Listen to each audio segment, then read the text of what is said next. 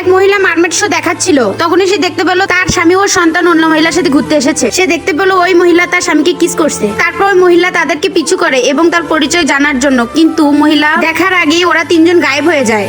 হঠাৎ ওই মহিলার স্কিনে কিছু প্রবলেম দেখা দেয়, কারণ ও মহিলা একজন জলপরি ছিল এবং সমুদ্রের রাজকন্যা ছিল। জলপরীরা যাকে ভালোবাসে সে যদি তাকে ধোকা দিয়ে দেয় তবে সে মানুষ রূপে কখনোই থাকতে পারে না। 7 সাল আগে সমুদ্রের কিনারায় একটি ছেলেকে মৃত্যু অবস্থায় সে পেয়েছিল। তাকে বাঁচানোর জন্য বিনা চিন্তা ভাবনায় 1000 বছরের শক্তি সে শেষ করে দেয়। তারপর তারা বিয়ে করে নেয় এবং কিছু বছর পর তাদের একটা সন্তানও হয়।